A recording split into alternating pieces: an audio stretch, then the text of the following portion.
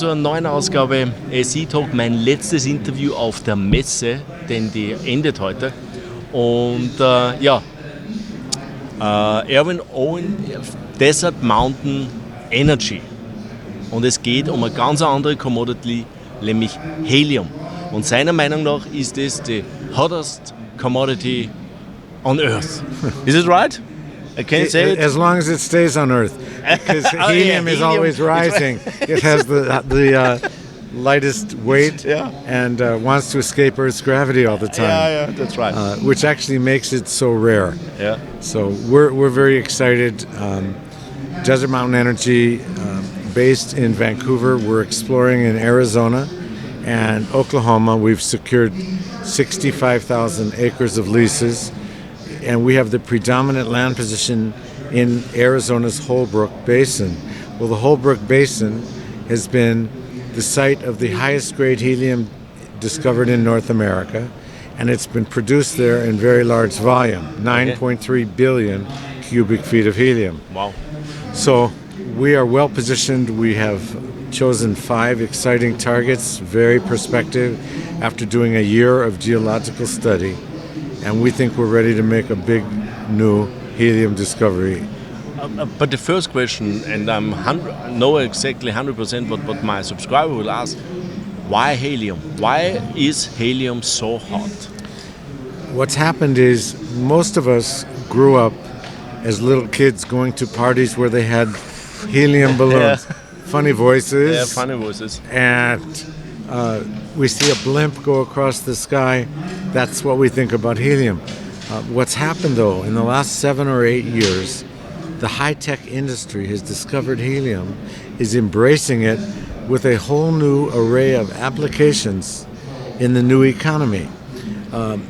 Some of the biggest buyers of helium now are Google, Facebook, Netflix, Intel, all of these kinds of companies. Why are they buying helium? Yeah, why?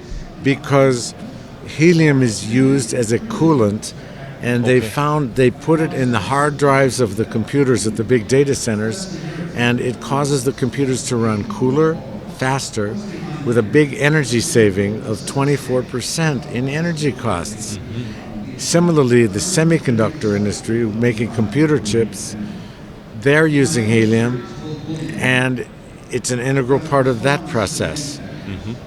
In the healthcare industry, we've all had MRIs. Well, MRIs use these big, powerful magnets for their imaging, and the helium is used to cool the magnets in all those MRIs. Okay.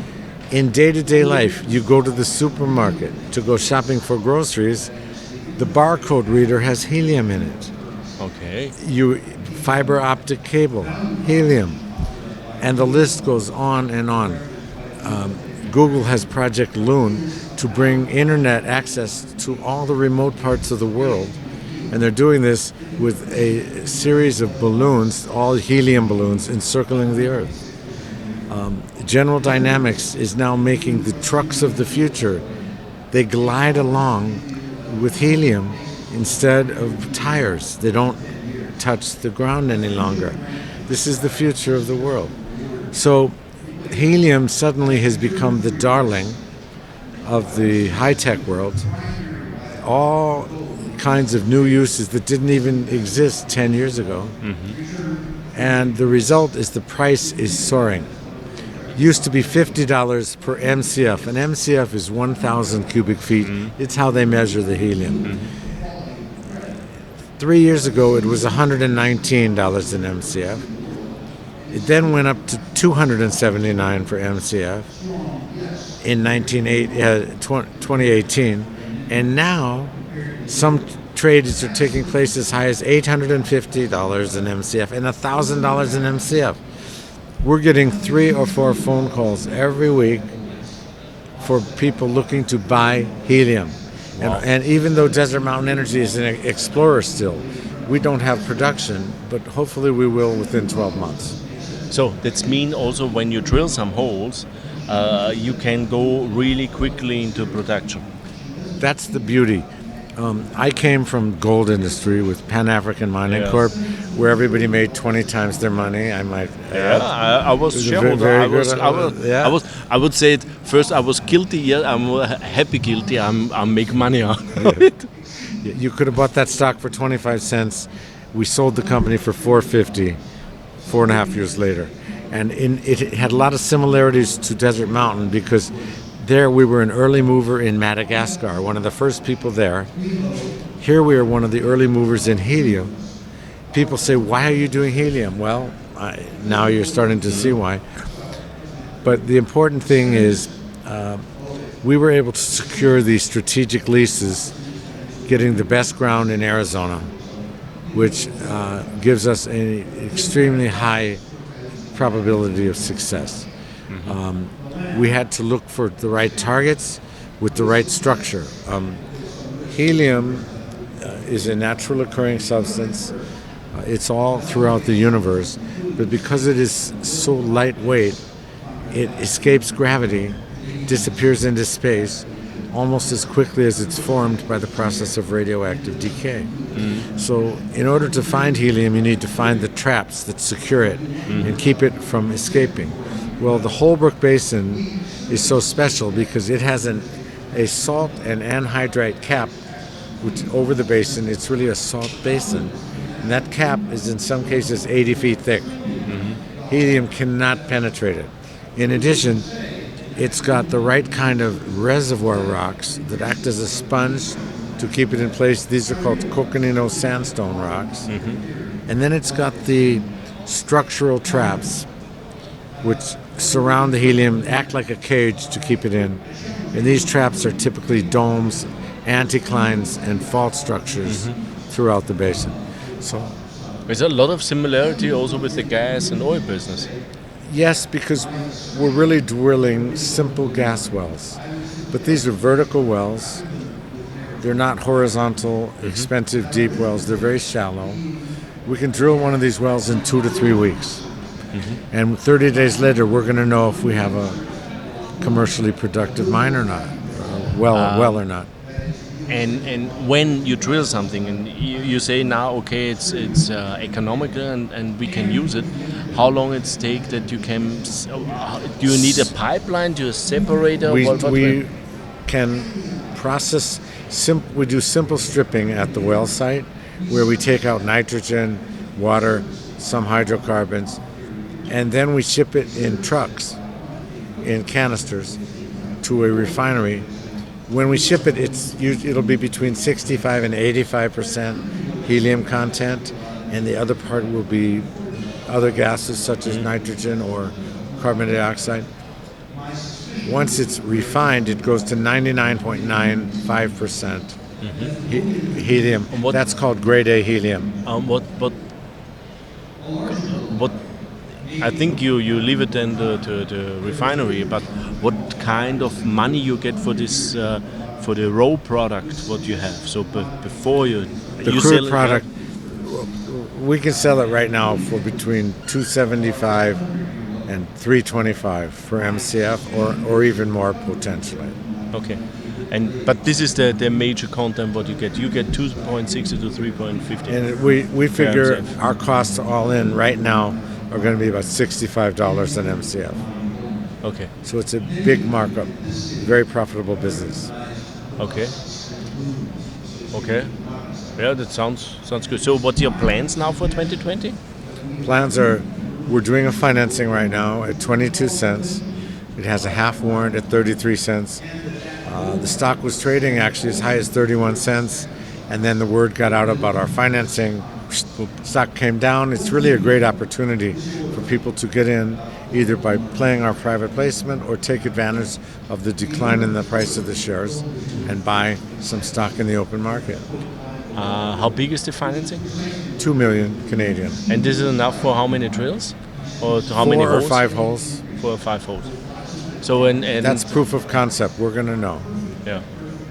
So, but with the 4 or 5 holes, do you start then production, or you say no? We now have proof of concept that is We're going to working? start production. These wells are actually production-capable wells. Okay.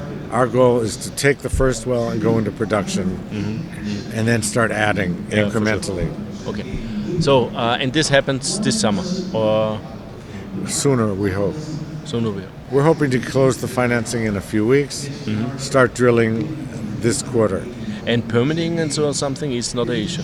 We're already permitted in Oklahoma on our property there to drill, and we are in the permitting process in Arizona, and we've already done a lot of that. How many shares are outstanding? We have 36 million shares outstanding with no debt. Okay. And so 10 million more coming from the financing? If we do it all. Yeah. Biggest share position or biggest group they have a share position? Well, I have 10 or 11% as an individual. Haywood Securities, who participated in all of our financings and supported the stock, they have about 30%. There are several other individuals invested, as well as some funds now. So it's starting to get some traction. People are starting to hear about us and get excited about this story. Okay. Irwin, thank you for the update. Joe, thank you. It's a very exciting story, and you can see I love to tell the story because I believe in it and I'm passionate about it. Perfekt. Ja, also es war ein Update von Desert Mountain Energy. Worum es geht? Helium. Helium, fragt man sich, warum braucht man Helium? Helium ist scheinbar das Lieblings-Commodity der Technologie. Er hat ein paar Beispiele genannt, zum Beispiel der Scanner vom Barcode hat Helium drinnen. Die EDV, die ganzen Service Center, die ganzen großen Service-Farmen haben Helium drinnen, damit sie ihre PCs quasi coolen können, denn das spart über 20% der Heizkosten ein, und die Heizkosten sind die größten Kosten in einem Service Center oder in einer Serverfarm. Und deswegen sind auch die Tech-Companies dahinter. Und er sagt, es gibt heute Anwendungen von Helium, die früher einfach undenkbar waren, weil man es einfach nicht gehabt hat. Also gerade so Barcode-Scanner und. Da gibt es sehr viele, oder auch in der Medizintechnik, die ganze MRT-Geschichte, die Magnete müssen gekühlt werden. Und das passiert über Helium. Helium hat einen großen Nachteil, es ist sehr flüchtig, es geht sofort quasi auf und geht durch die Decke, und deswegen ist es so wichtig, dass man dieses auch findet. Das ist sehr stark ähnlich wie Gas, weil es ist auch so ein Salzdom, den man sucht, wo das Helium gebunden ist. Und sie wollen heuer die ersten 4-5 Bohrlöcher bohren. Die Produktion soll dann unmittelbar beginnen. Das heißt, es sind Bohrlöcher, die dann umgewandelt werden können in Produktion. Und sie kriegen für ihr MCF zwischen 2,70 und 3,50, hat er gemeint. Und glaube 65 Cent sind die Produktionskosten. Also eine sehr hohe Marge drinnen pro MCF. Und das geht nämlich das ist ja nur das Grobprodukt, das geht dann in einer Raffinerie quasi, und die separiert das Helium raus von den anderen Beiprodukte, ob das jetzt irgendwelche Gasarten sind, die man auch verwerten kann. Und ja, das ist aber in der Nutshell eigentlich die Story. Sie machen jetzt nur Finanzierung. Mit der Finanzierung wollen sie 4-5 Bohrlöcher bohren. Durch die Finanzierung ist der Aktienkurs auch runtergekommen. Und er sagt, egal ob sie jetzt im Private Placement mitnehmen oder am Aktienmarkt, sie haben jetzt eine großartige Chance, es zu tun, denn Helium ist das Commodity, das extrem hot ist, und er hat am Anfang von Preissteigerungen gesprochen, vom Helium selber, und die waren enorm, von 115 über 200, und jetzt zahlen wir irgendwie $800 pro MCF, also unglaubliche Steigerungen. Ja, und es gibt nicht so viele Helium Companies, muss man auch sagen. How many Helium Companies are around? There are 4 or 5 that are smaller companies, junior companies. A couple of them are private still. Okay. There are 5 major distributors of helium, companies like Exxon and Air Products, Air Supply, and so forth, Air Liquide. Then there are those are the big distributors. They're very diversified gas and oil companies. And helium is only a small portion of it. Yeah, and then you have some family-owned companies that are dedicated to oil and gas and to helium, doing exploration like we are. There are no commodity futures on helium. There are no ETFs. So if you want to play helium, you must buy the stocks. You must buy our stock if you want the best one. It's limited opportunities to participate, and I think we're in the best location with a wonderful seasoned team of professionals. We've had success before keeping our debt down to zero, and I think well positioned for a big success story. So. Also es gibt eigentlich kaum Investmentmöglichkeiten in Helium.